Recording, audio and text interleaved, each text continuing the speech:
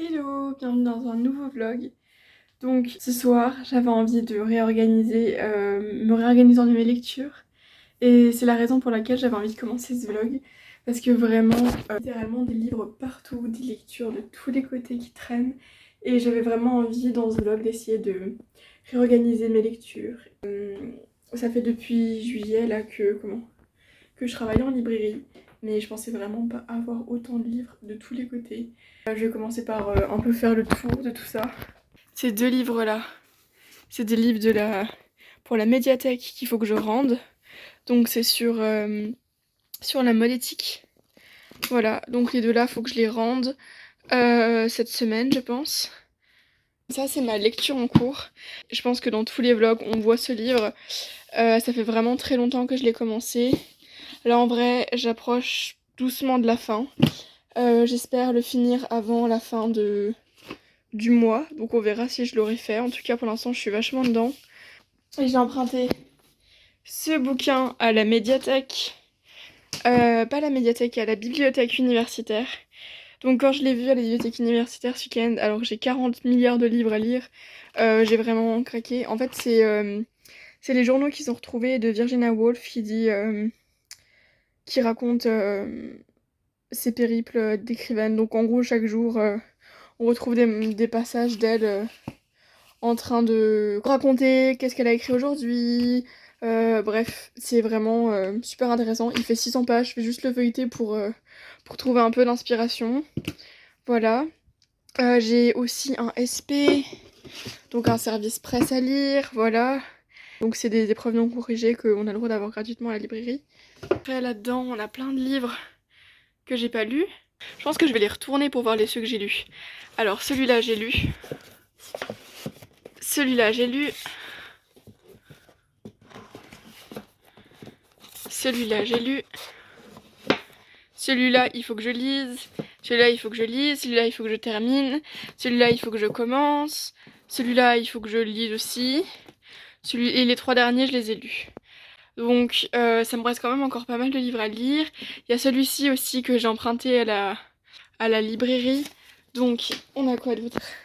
Livre sur l'écologie et la démocratie que j'ai emprunté à ma librairie. Un livre sur l'écriture que j'ai emprunté à ma librairie. Et le dernier Lucky Luke que j'ai emprunté à ma librairie, que je vais sûrement acheter et que je vais sûrement lire ce soir aussi. Donc ça fait vraiment beaucoup de livres. Les deux là, je vais les... faudrait que je les feuillete, enfin que je les lise pour pouvoir les rendre.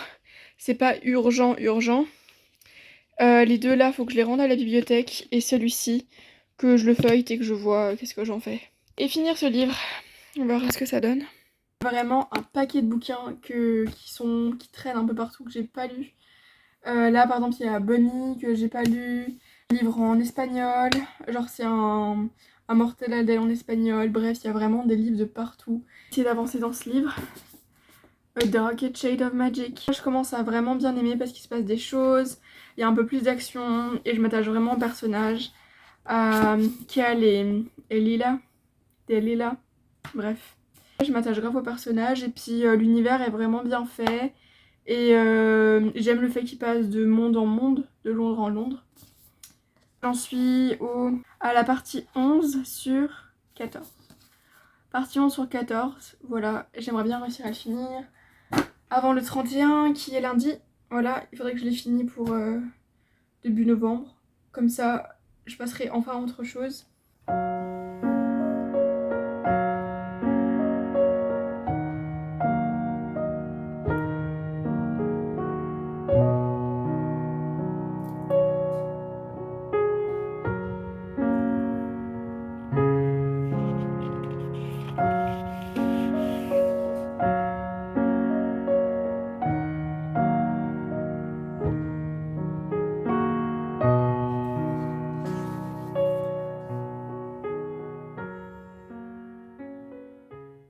Ça y est, j'ai fini la BD.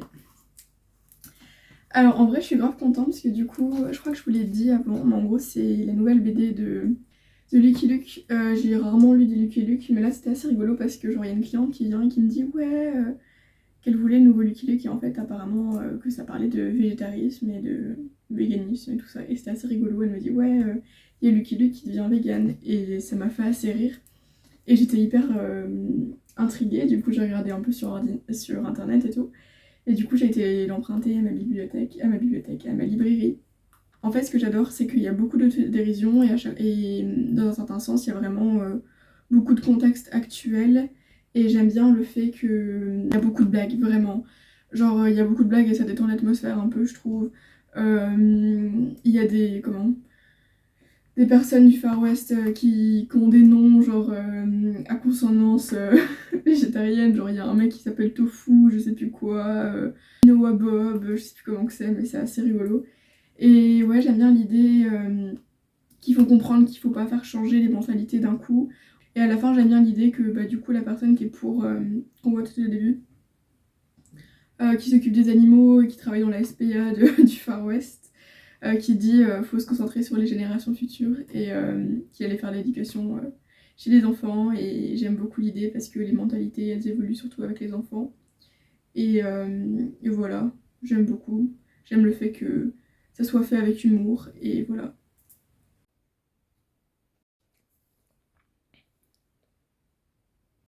Hello!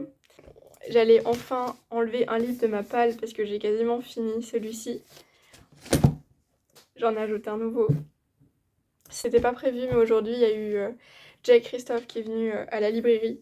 Je savais qu'il venait ce mois-ci, mais j'avais pas trop compris quand c'était. Et j'ai assez vite compris aujourd'hui que bah, c'était aujourd'hui. Parce que ce matin, genre à 10h, il y avait déjà des gens qui attendaient pour faire la signature.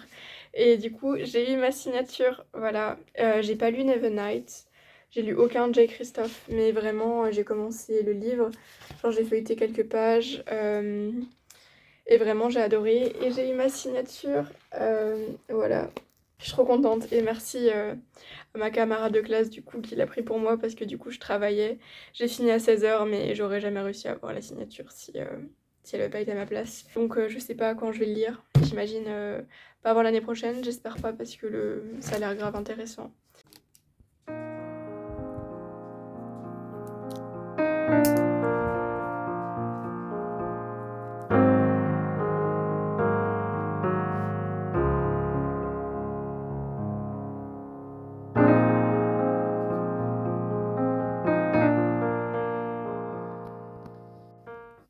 Ça y est, je l'ai fini. Enfin. J'ai été regarder sur mon compte Goodreads il y a genre, je sais plus, aujourd'hui je crois ou hier, et je me suis rendu compte que j'ai commencé ce bouquin genre le 10 septembre dernier. Ce qui veut dire genre que ça fait quasiment 2 mois que je suis sur le bouquin. Ça prouve bien que je lis hyper doucement. Mais vraiment, je suis super contente de ce livre, il était vraiment cool. Euh, Au début, je pensais pas tant l'aimer que ça parce que Vichou, elle dit à chaque fois que ses livres, ils sont pas faits pour tout le monde, mais moi je kiffe tous ces livres de la même façon, donc voilà, j'ai vraiment adoré, j'adore la relation entre Kel et Lila, et vraiment j'adore l'univers, la façon dont c'est créé, et plus on avance dans le livre, plus on est attaché, et vraiment ce que j'aime avec les livres de V.E. Schwab, c'est qu'à chaque fois, il me donne une de ses envies d'écrire, genre, en fait à chaque fois dans chacun de ses bouquins, il y a des idées que j'ai mis dans mes propres livres. Et ça me donne trop envie d'écrire et ça me motive de fou quoi. De me dire qu'il y a des idées similaires qui sont dans ces bouquins et que ça fonctionne et que c'est bien écrit, vraiment ça me motive de fou. Il y a ça avec tous ces livres et vraiment, bref. Je sais pas encore quel livre je vais lire, je vous reprendrai à ce moment-là. Du coup, après une dizaine de minutes de réflexion, ça sera Bunny de Mona Wade que je vais lire parce que depuis le temps que j'en parle et vraiment j'ai à peine lu la première page et vraiment ça me parle de fou. Donc je pense que ça va être ma prochaine lecture. Je vais voir si je le commence ce soir parce que j'ai d'autres choses à faire, style écrire que je n'ai pas fait aujourd'hui. Et voilà, on se lancera dedans et j'ai trop hâte. Bonsoir, donc là j'étais en train de manger et je me suis dit que ça serait le moment de faire un petit update sur ce que j'étais en train de lire. Donc ça fait quelques jours que j'en ai pas fait parce qu'en fait ce qui s'est passé c'est qu'il y a eu... En fait je me suis dit que j'allais faire une vidéo lecture, sauf que le problème c'est que quelques jours après il y a le début du nano qui a commencé. Donc c'est un challenge d'écriture et le problème c'est que je suis encore en train de consacrer tout mon temps à l'écriture et non à la lecture. Mais en fait, il y a un livre que je voulais lire depuis longtemps. En fait, je l'ai vu, il y a une copine de la promo qui l'a lu en SP, donc avant qu'il soit paru. Et du coup, là, il vient de sortir et je l'ai emprunté à ma librairie. Donc c'est le nouveau livre de Christelle Dabos sur l'écriture. Donc c'est une collection qui s'appelle Secret d'écriture. Et ça parle de son parcours d'écrivaine. Et j'avais grave envie de le lire parce qu'elle écrit de la fantasy, ce que je suis en train d'écrire en ce moment.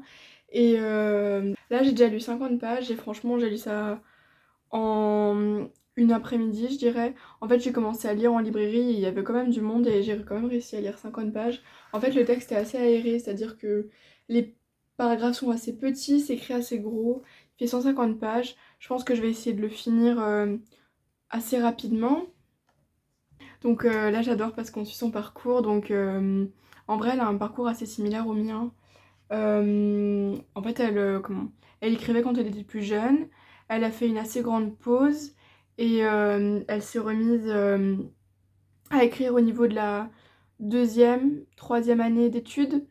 Et elle parle de quand elle a gagné son concours Gallimard et tout ça, qu'elle commençait à publier ses textes en ligne. C'est super inspirant et voilà, je vais voir ce que ça donne.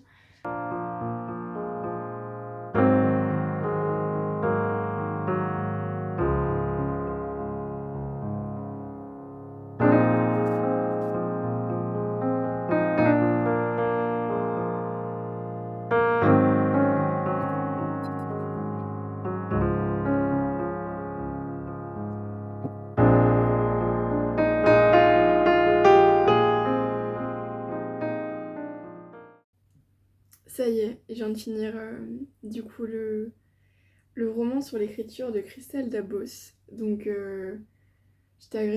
j'ai été agréablement surprise par ce livre. J'ai récemment lu beaucoup de livres sur l'écriture depuis que je m'y suis remis. Mais celui-ci vraiment il a été vraiment une super découverte. Je dirais même un coup de cœur parce que vraiment il a été... Je trouve qu'il est vraiment bien construit. En fait, Christelle Dabos, c'est pas une personne qui se dévoile beaucoup dans ses écrits. C'est ça qui m'avait un peu manqué quand j'avais lu le premier tome de La Passe Miroir, parce que j'en ai jamais parlé sur ma chaîne, parce que j'ai pas forcément super aimé. Donc j'ai lu que le premier tome. Il paraît que le deuxième, il y a un peu plus d'action, mais le premier m'a quelque peu ennuyé. En fait, je l'ai trouvé surtout froid, en fait. Genre, je sais que c'est le but, c'est les fiancés de l'hiver, donc c'est le premier tome et ça se passe vraiment dans un moment où il fait très froid et on sent vraiment de la froideur de la part des personnages. C'est quelque chose qui m'avait beaucoup bloqué. On sentait qu'il y avait le côté émotionnel des personnages n'était pas assez recherché pour moi et développé, puisque moi j'aime beaucoup quand on est dans la tête des personnages, qu'il y a beaucoup d'émotions. Et c'est quelque chose qui m'avait manqué. Et c'est quelque chose que j'ai retrouvé dans ce livre, que j'ai beaucoup apprécié car vraiment Christelle Labos se dévoile complètement. Dans ce livre, j'ai appris qu'elle était malade. C'était quelque chose que je ne connaissais pas du tout, que personne n'avait forcément parlé. J'ai déjà entendu parler de la passe miroir, mais personne m'a forcément parlé de l'autrice en elle-même. Voilà, qu'elle avait une tumeur. Voilà, que sa santé était assez fragile. Euh, Elle parle de tout son processus du début de ses hauts et ses bas avec l'écriture. Donc quand elle a commencé à écrire quand elle était plus jeune, il y a énormément de choses que je retrouve d'identiques dans mon parcours. C'est-à-dire qu'elle s'est énormément inspirée de, de livres, de dessins animés, de films qui l'ont beaucoup inspirée en général, des choses qui sont assez fantastiques, enfin, en rapport avec la fantasy, qui l'ont beaucoup inspirée. Et au final, les premiers textes qu'elle a écrits, c'était beaucoup de la fanfiction, des choses qui étaient très liées à l'univers parce qu'elle avait du mal à créer le sien. Et elle raconte son processus, les erreurs qu'elle a pu faire, le fait de vouloir faire un texte trop pompeux, mais qu'au final, on perd le sens même de l'histoire parce qu'il y a trop de détails et ça perd le lecteur parce que c'est pas assez clair. Elle parle de beaucoup de choses au final techniques qu'elle s'est rendue compte au fur et à mesure d'écrire parce qu'elle dit elle-même le but c'est d'écrire, enfin plus on écrit plus on se rend compte de ce qui va, qu'est-ce qui va pas. Des fois qu'il faut plusieurs roman pour réussir à en créer un bon, parce que il faut du temps pour trouver les erreurs qu'on fait. Franchement, j'ai vraiment trouvé bien. Elle parle même de trucs assez précis comme l'utilisation de Scrivener. Moi, je l'utilise pas, j'utilise Word pour l'instant. Peut-être qu'un jour, je l'utiliserai. Elle parle de ses playlists d'écriture, donc j'ai créé ma propre playlist d'écriture avec, c'est marqué les... Bref, la playlist d'écriture de Christelle Dabos. Mais ouais, il y a beaucoup de choses qui m'ont beaucoup parlé dans son roman. Franchement, franchement, il était vraiment bien. Maintenant, on va se mettre à lire dans la suite de Bunny. On va voir à quel point je vais avancer dans ce roman. Mais je suis grave hype pour le lire parce que il paraît qu'il est... En fait que c'est un roman qu'il faut analyser. C'est-à-dire que si on n'est pas dans l'analyse et qu'on n'essaye pas de trouver pourquoi les choses se passent ainsi, on est un peu perdu parce qu'il y a beaucoup de choses un peu what the fuck qui paraît dedans. Déjà par rapport à l'écriture, moi j'étais pas mal à la recherche de mots parce qu'il est en VO, je suis pas non plus bilingue, donc il y a pas mal de mots que je connaissais pas et du coup je gardais mon Word à côté de moi, voilà, mon Word Reference je voulais dire, enfin mon dictionnaire en ligne quoi, parce que c'est assez onirique, je ne sais pas si on peut dire onirique, mais vraiment que certaines personnes disent qu'on a l'impression que l'autrice elle était sous drogue quand elle l'a écrit, donc on verra ce que ça donne. En tout cas, c'est le genre de vibe qui me parle pas mal.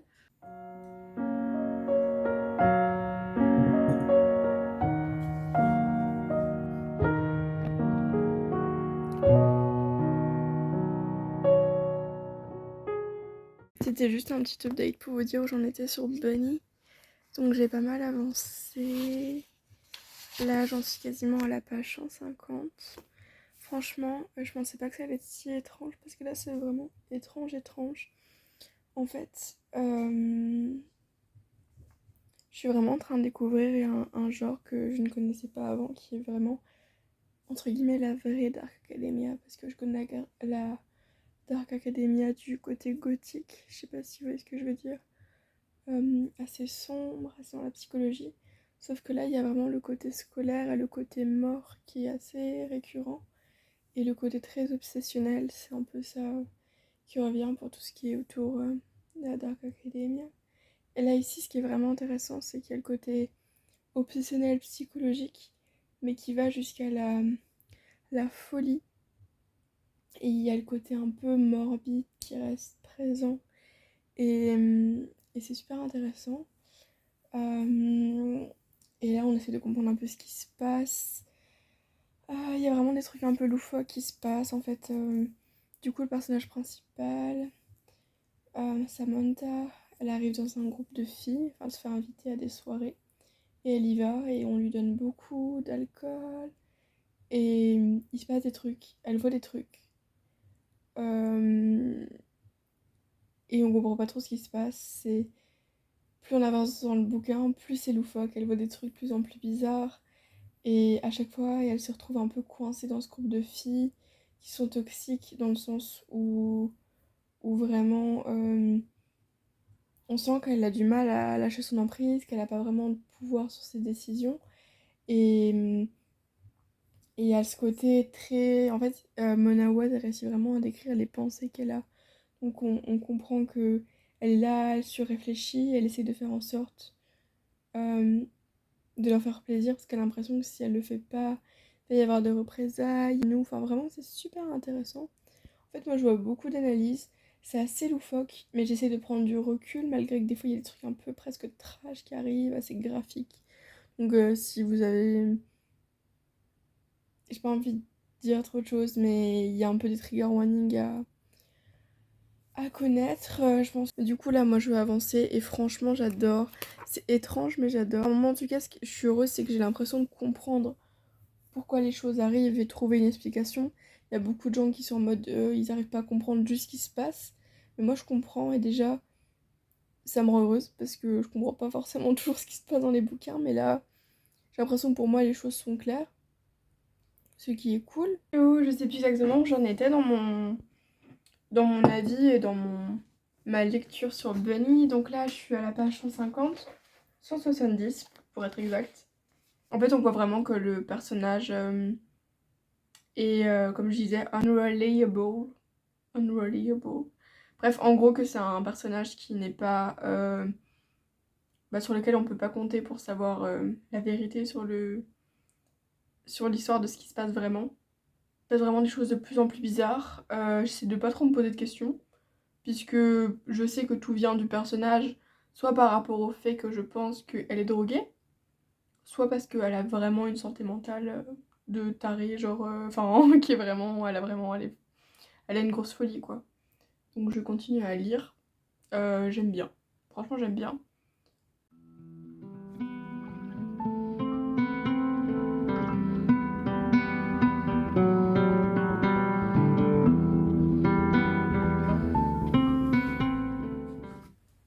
C'est compliqué de vouloir parler de ce qu'on lit sans vouloir spoiler. Mais ouais, les choses avancent, les choses avancent. C'est vraiment genre un thriller bien psychologique. Et du coup, ça a tendance à prendre la tête. On a envie vraiment de comprendre ce qui se passe. Voilà. Ah, c'est compliqué de dire ce qui se passe dans le bouquin sans spoiler, donc... j'aimerais bien vous en dire plus, mais si vous avez lu le livre, je suis à peu près à la moitié. Voilà. Ce que j'apprécie dans ce bouquin, c'est vraiment le côté... ça fait beaucoup penser à Black Swan pour ceux qui ont vu le film, vraiment. Il y a vraiment beaucoup de vibes de Black Swan. En fait, on sait pas si elle se fait réellement attaquer par quelqu'un, si tout est dans sa tête. C'est vraiment cette vibe-là qui me plaît. Le côté... ouais, il y a vraiment des faits. On ne sait pas qu'est-ce qui est vrai, qu'est-ce qui ne l'est pas. Qu'est-ce qui est du domaine de sa psychologie. Essayer de comprendre comment sa psychologie évolue, pourquoi. Et... qu'est-ce qui est vrai, qu'est-ce qui ne l'est pas. Mais... Et ça met vraiment dans un monde et dans une vibe. Même si c'est vachement sombre, hein. On va pas se le cacher, c'est vachement sombre.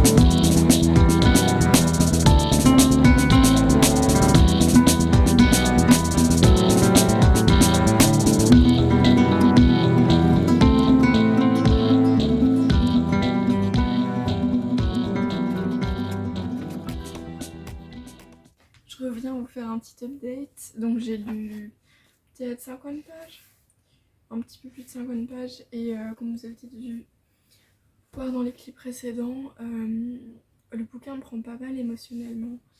Il parle pas mal de overthinking, donc de pensées un peu intrusives. Et c'est quelque chose qui revient assez. Après certaines scènes, on voit vraiment que Samantha... elle est affectée par des pensées intrusives. Et on voit que c'est ça aussi qui fait que sa santé mentale se dégrade. Que pendant à peu près beaucoup de choses dans sa vie, ses relations sociales, enfin des choses qui arrivent, elle a des pensées un peu intrusives. Et c'est quelque chose d'humain, enfin tout le monde a ça à peu près, sauf que là c'est à un point où elle en a quasiment... Ça devient des hallucinations en fait, c'est-à-dire que ça va jusqu'à se créer des choses dans sa tête.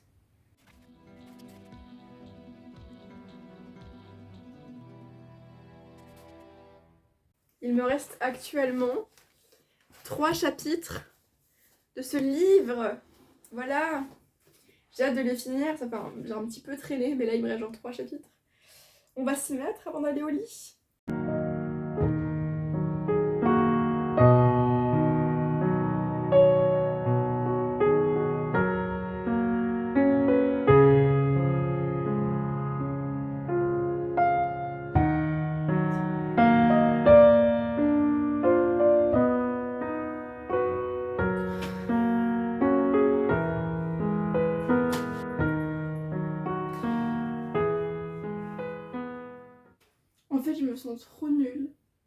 l'impression d'avoir rien vu, mais genre rien vu.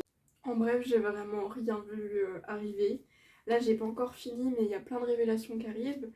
Et en fait, j'ai regardé des vlogs, genre des reading vlogs de Bunny, et les gens avaient trouvé ça. Et moi, je me suis dit, mais non, mais c'est pas possible, genre, jamais, jamais, c'est pas possible. Genre, moi, je suis vraiment très terre à terre, vous voyez.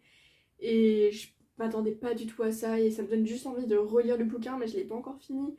Et j'ai tellement mis de post-it, genre, vraiment, c'est n'importe quoi.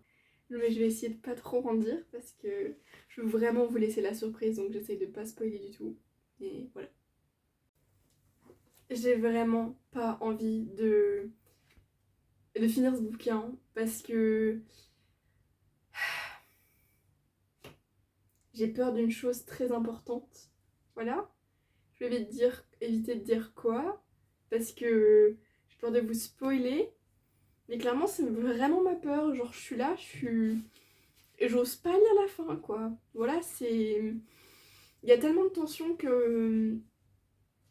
Voilà, je vais péter un câble s'il arrive ce que je pense. Euh,